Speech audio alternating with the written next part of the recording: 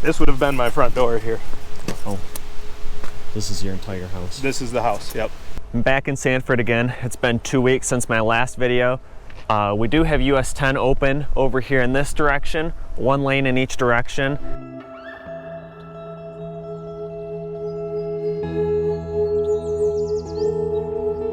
There hasn't been any cleanup here. There's a fish that just jumped there. There hasn't been any cleanup done on the dam yet. However, the boat that used to be up over here has now been moved.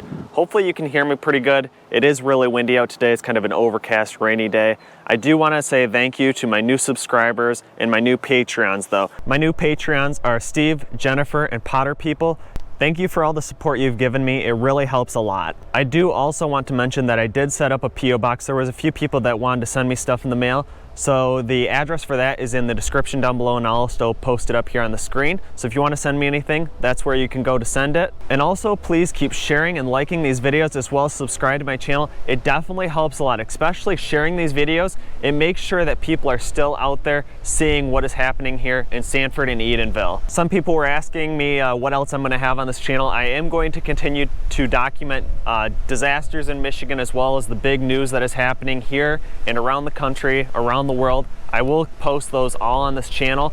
Not really any of the politics of it, just straight facts. And I will continue to follow the rebuilding of these dams. Yes, there is a plan in place for both Sanford and Edenville dams to be rebuilt by the Four Lakes Task Force. I'll share a little bit more about that article later on in this video. Now let's go ahead, start walking towards the downtown portion, see what the park looks like, and see what cleanup is happening down in Sanford Village.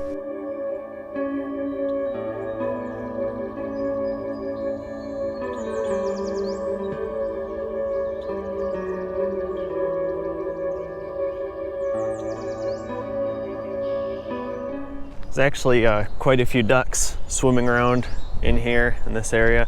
There's some baby ducks up over there. I didn't get them on the drone, but I did see a few other ducks on the drone. This is where that pontoon used to be sitting in here. So that has been removed.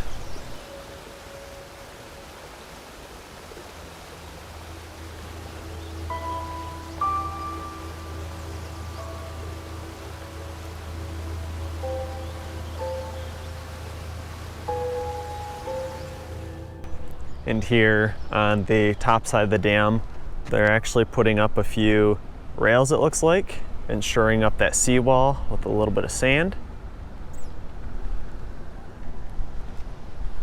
Looks like a lot of this is eroding right in here though. That cement piece fell way down in there.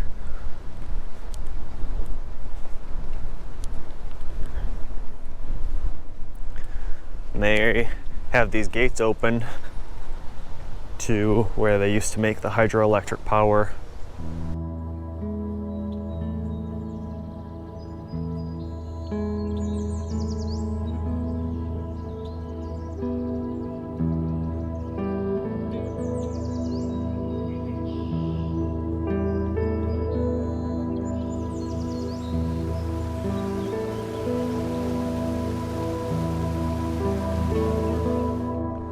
A lot of erosion happening in this direction too.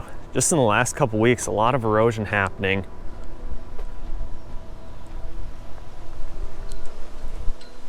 Big holes here.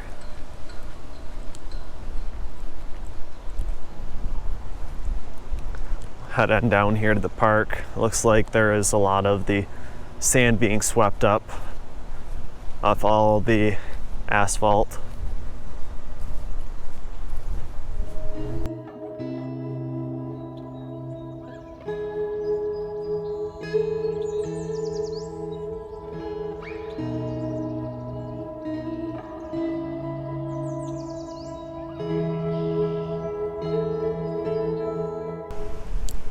This is right near the bottom of the dam. There's this big blue thing up here. If any of you know what that is, tell me down in the comments down below, because I'm still wondering what it looks like. It almost looks like the bottom of a water tower or something.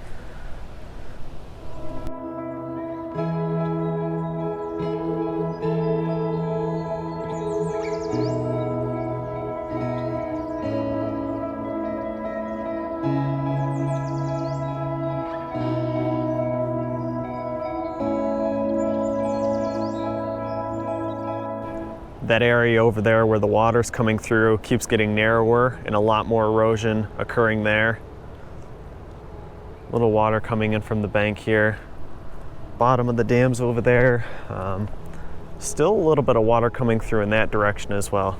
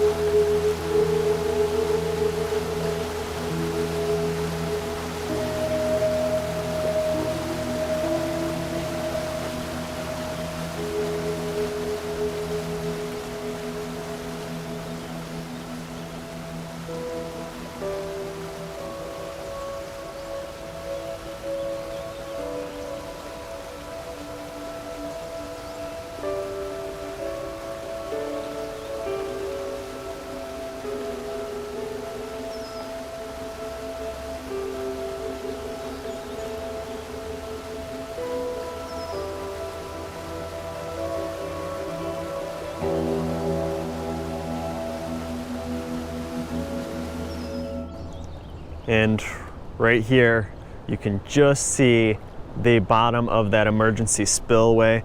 Concrete structures are still sitting there. There's no more water coming through there anymore, though. It's all coming over in this direction.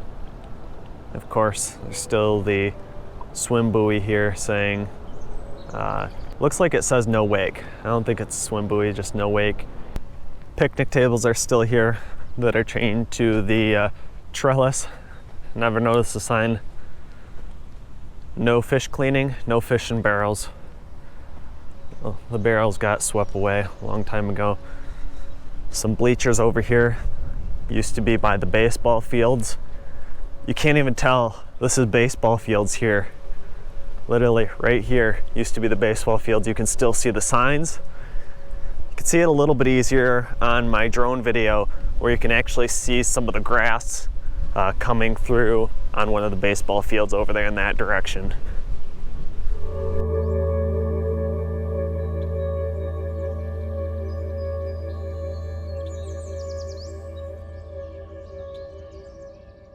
So right here where I'm standing, this area used to all be a baseball field. The bleachers are there. There used to be a fence around it. You can't even tell anymore. There's just covered in silt and sand. There's just no more grass that's coming up through it. These yellow pieces that kind of look like pipes that are cut open, these used to line the tops of the fence of the baseball field. So those are still laying in here. There's a little bit of the fence over here. Looks like they ripped it out for scrap. I'm gonna head over there towards the play gym, see how things look in that area.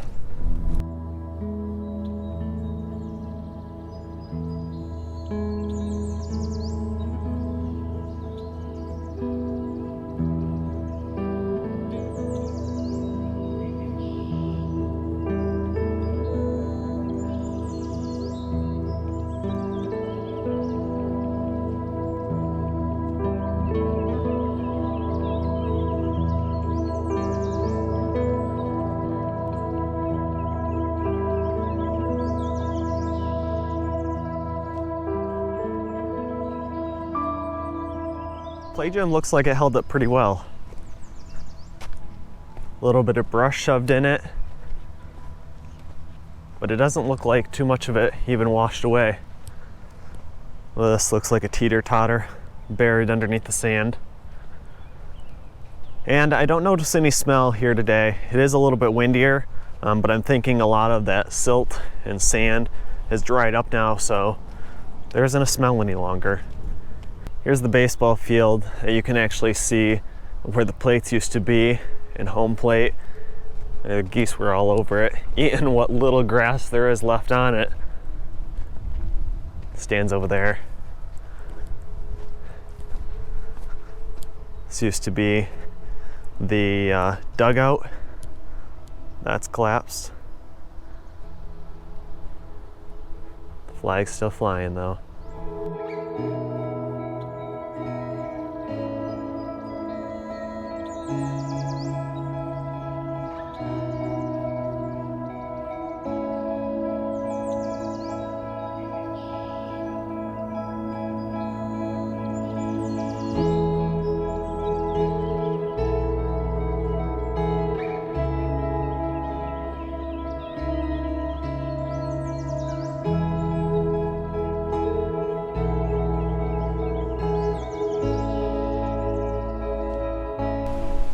This is the Tittabawassee that is just above Saginaw Road. And Saginaw Road up there is usually where I was walking. You can still see the amount of brush piled up on it that has not been cleaned off yet. This portion of Saginaw Road that is just below Sanford Village has not been able to be repaired yet. You can still see a lot of the asphalt. This is just a giant hole in the ground here. The actual rail trail is over in that direction. You can see all the debris over there. And up that way is the village of Sanford. And here is the park in this direction. There's a new electrical pole that was put in here. A lot of scrap over here from the baseball fields. These used to be the fences that were around all the fields. Looks like it's waiting to be hauled away to the scrapyard. Hopefully people don't come and take this, looters, and steal this scrap. I'm sure this is owned by the city. They might be able to actually recoup some of the losses that were endured here. The ditch areas of the park here, looks like they actually replanted some of the grass along the edges and put some rock back in here so that this doesn't erode any longer. Now I'm gonna walk back up towards the village side of things, a little bit more of the downtown section of Sanford, see how things are progressing.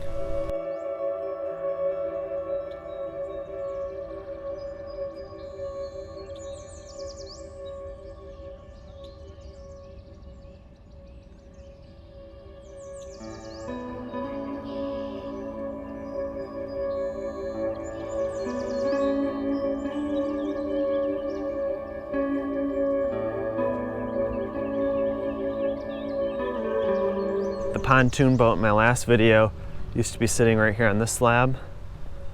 That's been moved now.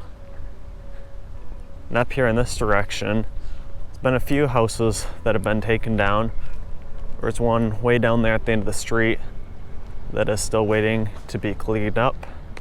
But this one here on the corner has been demolished and removed.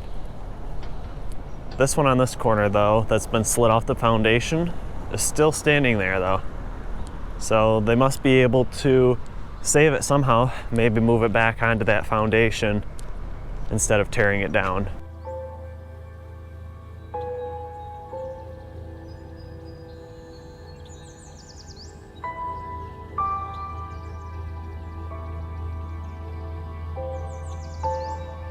And this house right next door to that one that says, "Thanks for $750 auto owners." That house is Dan Dice's, and I'm planning on doing an interview with him on my next update video. He was just remodeling this house, and you can see how nice it was starting to look just before the flooding occurred. The hole in front of R&R Auto Sales, still pretty full of water. Looks like they're still doing some cleanup here. To the right used to be a pet shop, a groomer. And over here on the left, this used to be the Fierro's Forever Fierro Museum. So still just a little bit of cleanup.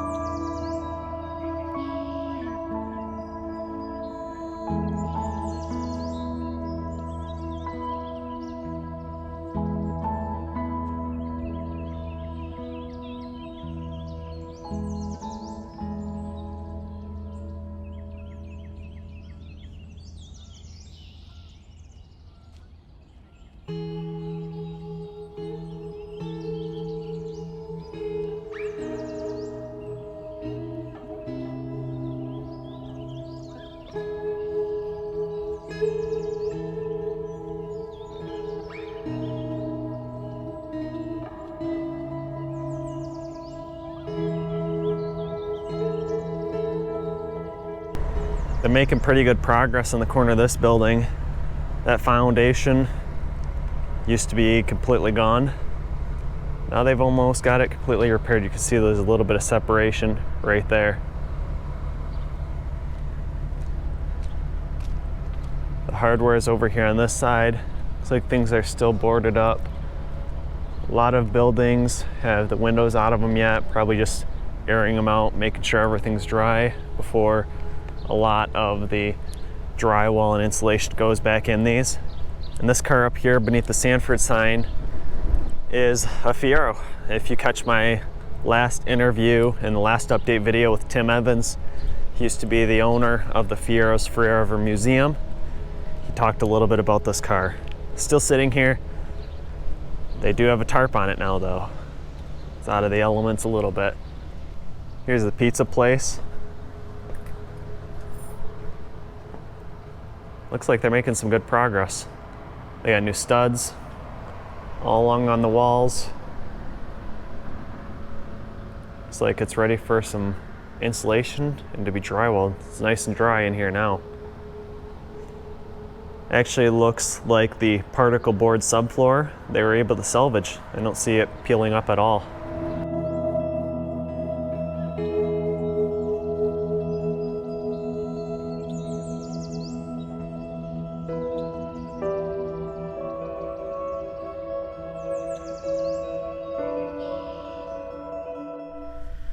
So this used to be a chemical bank right here on the corner, and you can see they demolished it, and right in the middle is the big vault still left standing.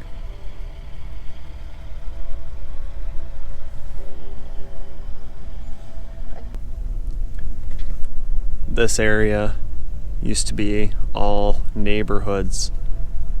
This is just on the south side of Saginaw Road, right behind the Fiero's Forever Museum. These all used to be houses in here. Now they are all demolished. And over in that direction is where the Tittabawassee River is.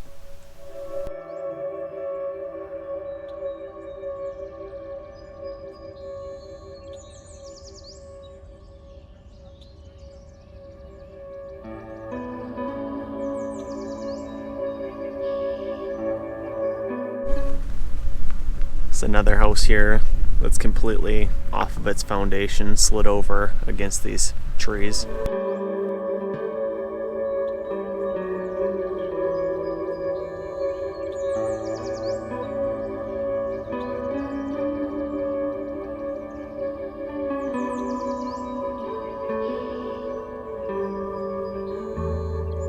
All right, I'm here with Sean Dunlop, and we're just south of the Saginaw Road. Sanford Village is right here, and this used to be his house here. How long did you used to live in Sanford before? We actually bought this house a year and 2 months ago. So we had not been here long. Bought it shortly after the 2017 flood. Knew that this had flood potential. This whole neighborhood here was flooded. Had roughly 4 feet of water in 2017 in this house, but it was completely redone after that. So with that in mind, we knew we were taking a risk in buying the house, but kind of ran with it. Didn't expect a 100-year flood to happen again 3 years later. So yeah, year and 2 months here. Were you actually here when the dams broke, or were you evacuated by then? How much notice did you get? Well, being here in a flood zone, my wife and I and a group of friends, there was about 18 of us, on Monday when we got out of work, once we got the notification that Smallwood Lake was stuck open, I knew that we were in trouble. So we actually evacuated my entire house Monday night. We were here for 5 to 6 hours, left here at 11:30 Monday night. Pretty much 98% of my house was packed up and gone. And there was other people in the neighborhood that kind of followed suit. At first, nobody was doing it. I had met with Scott Harris next door. and he was asking me what I was doing. I was like, hey, the flood predictor for the river level is up to about 29 feet. And we know in this neighborhood, roughly 27 feet, that's when we know we're gonna get wet. So we 100% evacuated Monday, with the exception of a cat. Got stuck behind the bathtub, was scared of everybody in the house. So after we left here, the water level was up through the yards in that road over there. On this side of the rail trail parking lot, the water was up there as well. And we had to get the trailers out of here. So we got the trailers to a safe location. My brother-in-law and I came back about 12:30 at night. You know, this would have been after midnight, getting into Tuesday. And we attempted to get the cat again one last time. Well, what we thought one last time. And left him some food. And again, at that point in time, none of the dams had broke. So we anticipated where he was at. He could get on the bathroom counter, all of that stuff. He would have been fine. Fortunately, Tuesday morning, I went to work. My brother-in-law and my wife came back here Tuesday morning. Street level was waist deep already Tuesday morning. Inside my house at that point in time, there was about 18 inches of water. Brother-in-law punched a couple holes in the drywall, scared the cat out. Wife was able to grab the cat, and so cat was rescued. Life's good. You want to kind of give us a little bit of a tour of what used to be your house here? Sure. We can walk around. Yep. You can kind of tell us what used to be here so people So, can picture it a little better. This would be my entryway. You know, storm door, front door there, and had a little entryway with, you know, storage chests and stuff. Had a nice French door right here, single French door, and then you would walk into my living room. So my couch would have been all right here, nice big sectional couch, TV over there in the corner. One of them fake electric fireplaces over here.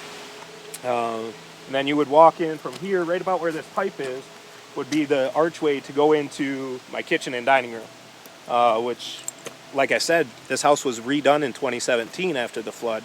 So the kitchen was 100% brand new, granite countertops, just great looking kitchen. We bought this house for the kitchen because it looked so good. So yeah, this would be kitchen island.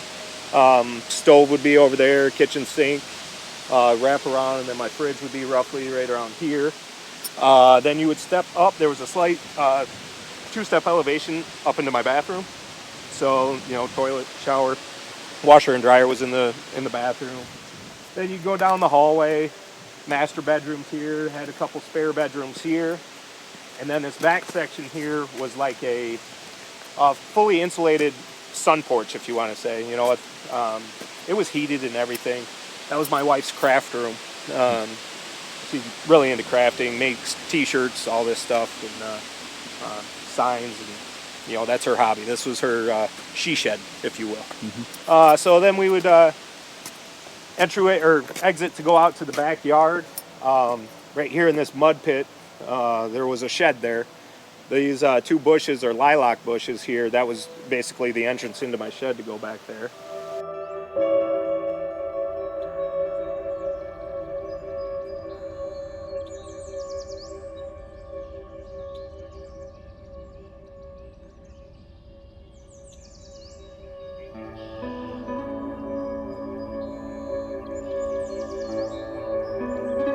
I do want to talk about a few of the major news articles that were published in the last couple weeks. I think it was about 2 weeks ago now when I'm going to publish this video, but our governor Gretchen Whitmer sent a 50-page letter to President Trump asking for more relief. Some people were asking, why is FEMA not here? So that's a little bit more on here, as well as more of the statistics. As of Monday, the total cost to the residents was at $190 million in losses, as well as $55 million in response costs and damage to the public infrastructure. So there's a significant cost associated with these dams breaking. FEMA also issued a federal emergency declaration for the floods on Thursday, May 21st. A major disaster declaration would expand the federal resources available to the region and allow for federal reimbursement for certain expenses. The governor also asked Michigan Department of Environmental, Great Lakes and Energy, which also is EGLE, to investigate these dam failures. This is going to be an outside organization investigating these, so hopefully it's pretty transparent and it's a third party. And they also said that the state is suing the Edenville dam owner, Boyce Hydro, to recoup some of these damage costs. On June 19th, the Four Lakes Task Force chair actually kind of put forward the path forward for rebuilding of these dams. So the first bullet point here is to stabilize the 4 dams in the lake bottoms this year. Second bullet point is to acquire the properties and develop a restoration plan. This is to buy them from Boise Hydro. The third bullet point is to study flood impacts and develop a feasible design. And fourth, design for the next 100+ years and start to rebuild our future, meaning we're going to rebuild dams. The Four Lakes Task Force has begun the process of acquiring the properties through condemnation on behalf of Midland and Gladwin counties. The immediate focus is to actually put resources into debris removal and mitigation of erosion control, and this is estimated at about $40 million. And they're actually saying that Boise Hydro is accountable for these costs, but of course Boise Hydro is being sued by so many people right now that they're not going to be able to pay anytime soon. So they're actually looking at different avenues to get this money. This plan also calls for a feasible plan by the end of 2021 to rebuild these dams. The estimated total time to rebuild the dams is going to be about 4 to 6 years, and they're going to start up at Smallwood and Secord Lake first. Just kind of shoring up those dams and making sure that they are not going to break like Edenville and Sanford dams did. The expenditures over the next 3 years could total as much as $8 million, and this is just for running the program, acquiring the dams, as well as doing certain studies about feasibility studies. And they're planning to get the funding from individual donors, foundation, institution, and government grants. So the plan to rebuild the dams will take place in 2022 through 2024. They're estimating approximately $50 million to determine and design the improvements, and in many cases to build the new infrastructure here. And they're seeking federal funding to help offset those costs. But currently the first preliminary estimated construction cost for everything is around $250 million. The total market value that was around both Wixom Lake as well as Sanford Lake, they're saying is around $800 million market value, and it's a key source for the taxes for both these counties. So there's the reason that they do really want to rebuild both these lakes. It's quite a big financial involvement for the community. These lakes bring in a lot of money to these communities. Thank you to everybody for supporting me, subscribing to my channel, liking and sharing these videos. It does help a lot. If you want to contribute to the efforts here, make sure you visit the Sanford Strong and Edenville Strong Facebook pages. I'll leave the links in the description down below. And if you want to help support my page, I'll also leave my Patreon and PayPal account down below. Thanks for watching, and make sure you catch my next video. Until then, I'll see you next time.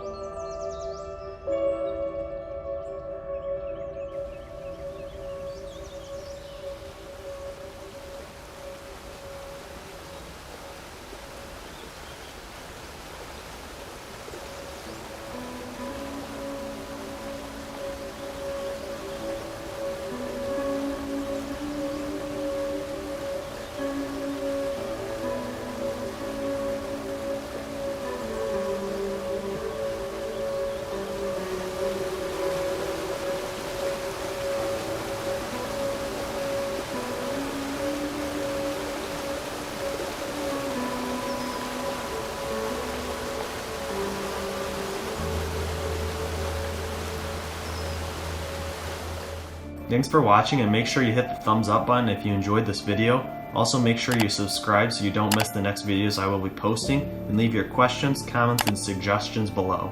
As always, I just want to give a massive thanks to the people who support me on Patreon. Never underestimate the value of your contribution to keeping this channel going. Thank you.